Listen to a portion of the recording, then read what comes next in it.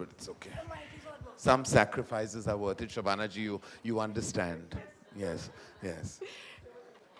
So there's a reason why you are at every book launch. You're my lucky mascot. I've almost now become superstitious about it.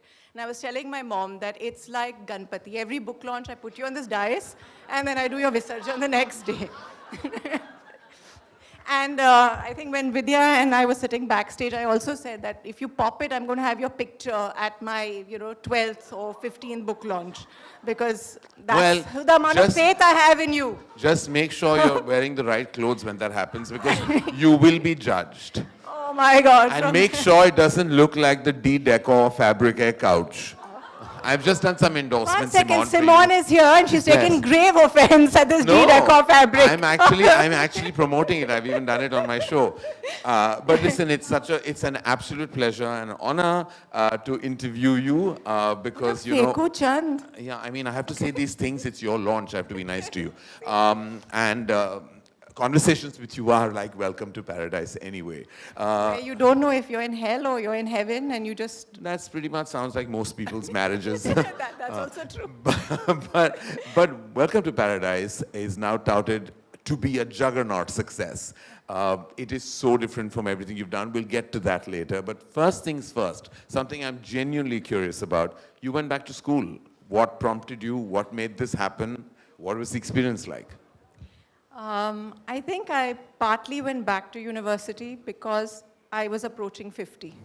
And I've always said this, that age is definitely a mathematical problem, but it is not a sum of division where you're reduced to what, a fraction of what you were. It could be a multiplication sum if you grow. Now, I have no understanding of what you just said. Math was not my strong suit, but like, did you just make sense? Actually, that's a big lie. That's a big lie because you told me that you were a school topper. It's just that you don't look like any sort of topper. You look like a bottom. But no, sorry. We can't make that joke. You just made it. I didn't make it. I stopped. Go back to the sum of some parts that you were talking about. I don't know what it meant, but anyway. It meant that you have to keep growing. And at this age, as you're very well aware, the easiest way is to grow horizontally. Yeah. So I'm trying to grow in different ways and not just horizontally. All right. अब आया समझ में? बिल्कुल आ गया. अच्छा, ठीक है. तो इसका ये मतलब था कि you wanted to kind of expand your repertoire of knowledge, information, and spread all of that after you're done. That was even more boring than what I was originally saying. Okay. But okay, let's go on. Yes, sir. But the thing is, what you're not telling us, and what I would share with everyone here, is that you beat the ass out of everyone there. Like, you did so fantastic. You were distinction, superior distinction, whatever they call it. You were the topper. You were the school topper there. Exceptional distinction is what they say. Exceptional distinction. Yes, that also happened. But do you feel it enriched you as an author? No, but I definitely think that you've been casting all the wrong people in Student of the Year. You should have cast me. I'm the Student of the Year.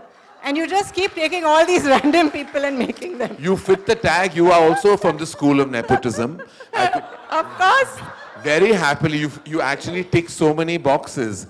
And let's not go back to the time when I did try and cast you and was rejected very heartbreakingly. But anyway, you paved the way. Can we go back to the time when actually you were in love with me because my testosterone was 11 and I thought I was a man. I didn't have a penis, but I've always had the balls and you were in love with me. Can we go back to that bit? I can see Shabana ji dwindling in her seat into like shock, despair, and horror. And not just that, next to her is a very worried Vidya and an absolutely traumatized Kiara. No, Kiara is traumatized. Yes. I had to change the passage for her this morning because she said, this is very controversial, I can't read this. But Kiara's controversial meter is really quite low. I want to, many things shock and surprise her. The book, the 4 chapters and 1 novella. I have to say this, this is exceptional writing. And I'm not just saying it because I'm a friend. It's exceptional writing. You are saying it because you're my friend. Yeah, but also because you based Rocky Rani apparently on my marriage. That's what everyone is saying. I don't know. Is that true? No. How much can you leech off me, man? Yeah. Well, it was an it was 2 people coming together who come from different schools of thought. That doesn't mean it's your marriage, Tina. And everything is not about you. It was in the press. Well, that's You okay. gave an interview. I didn't say these things. Don't go by what I say. So here's what I'm talking about. there is, of course, you've touched upon so many themes. Thematically, it is dark, of course. It's heartbreaking, very heartbreaking. It deals with death in a way that I haven't really seen.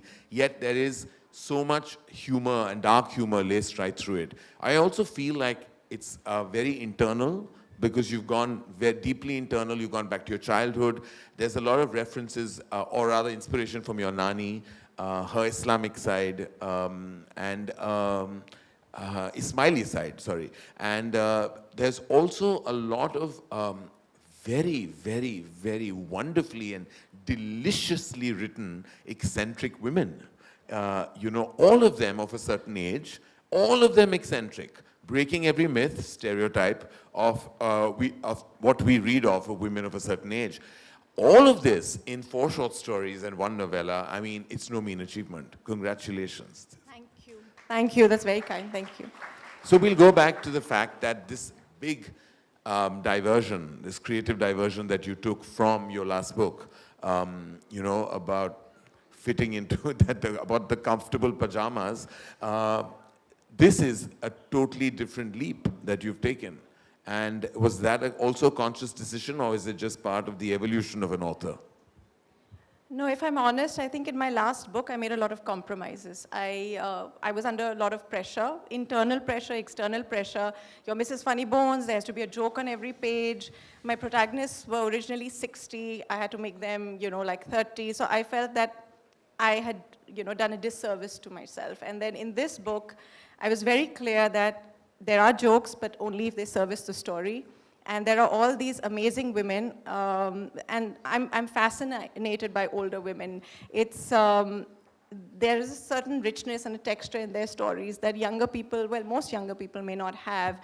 But the way that the world looks at them, it's like the minute you start putting on a hearing aid, everybody else around you becomes deaf, because that's the way it is. Nobody really wants to hear older people. And I know that you're a big advocate of youth. We have discussed this, that how do you stay relevant? No, really, don't make that face. I'm not saying anything bad. You said it was by immersing yourself, you know, amongst young people, which is why you love, you know, Shania and Anaya and Kiara and Alia, which is great. She's Ananya. Okay, Ananya also. You know Anaya's also. But I think that but I think that every phase is I interesting. don't know why I come year after year. No, but it's a good thing. I don't know why No, one I second. bother. We had a very long conversation. We were talking about some directors which we can't name, and he said that, you know, those are obsolete, they are fossils, and all these awful things about them. And then, and then he said, you know, you have to be relevant, and that's why I hang around with young people. And I said, yeah, I just don't like people, so I can't hang around with young people, so I'll go and study. But that was, because we are fossils now, we are 50, the world that we grew up in doesn't exist, so how do we stay fresh and reinvent ourselves? You've chosen, you know, the fountain of youth, and like a vampire, you suck all the blood, all these young people, and I've tried a more sedate approach.